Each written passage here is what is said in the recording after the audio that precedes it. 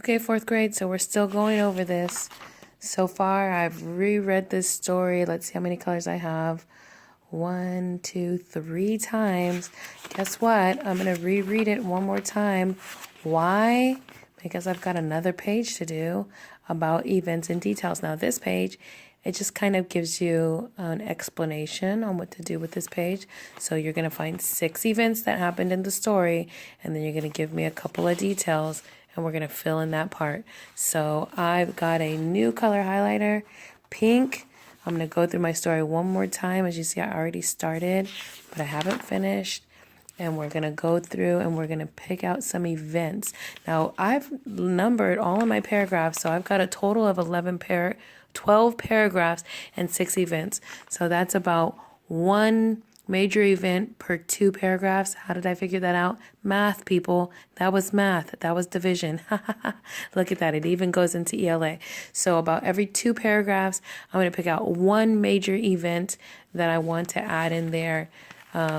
And then add some details on what happened during that event. Okay?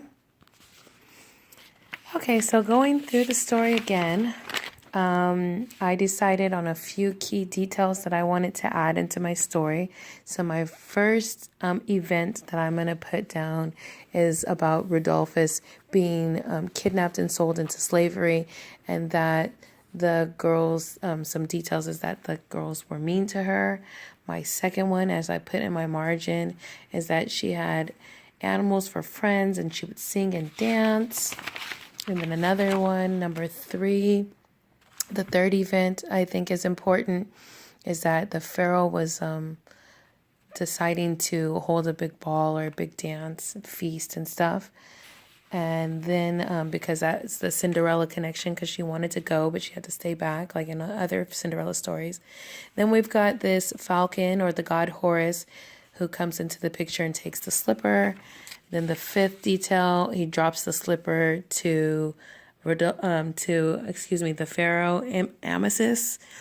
And then Amasis knows that it's a message from the god, so he decides that he's going to go and search through all the cities for who the slipper belongs to.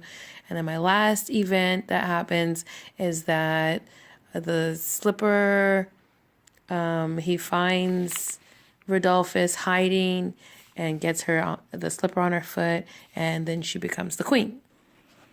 Okay, so my last job was to fill out this page with my 6 events and supporting details. So I just quickly put here, my first one was Rodolphus was kidnapped and sold into slavery and treated badly. Then the second event, Rodolphus only had animals as friends. It would sing and dance well. Then the pharaoh Amasis held court with dancing and singing. And this kind of court is not the same kind of court like where you have to go and deal with legal stuff. This is like back long ago. So, oh geez, hey, that's something I can put in my, how do I know that it was long ago? Let me go over here. Oh, settings, long ago.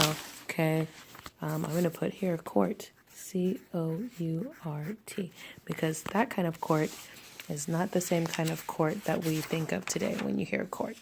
Okay. Okay, so they held court with singing and dancing. Then there was a falcon god named Horus who took Rodolphus' slipper. And then the falcon gave the slipper to the pharaoh. And then the pharaoh made Rodolphus his queen because she fit the slipper that Horus had given him. So that is all of my events and details. So that's you retelling the story. Now remember, I am grading you on these things. So the characters, the setting, the events. Next thing we're going to have to do is determine the theme of the story and summarize it. And lastly, you'll have to go back and be able to answer these. How do I compare and contrast? How do I write an opinion piece? But that'll be after you finish task 2 and task 3. And I even think there's a task 4. Ooh, task 4. Geez, 4th graders. Man, you got a lot of work there.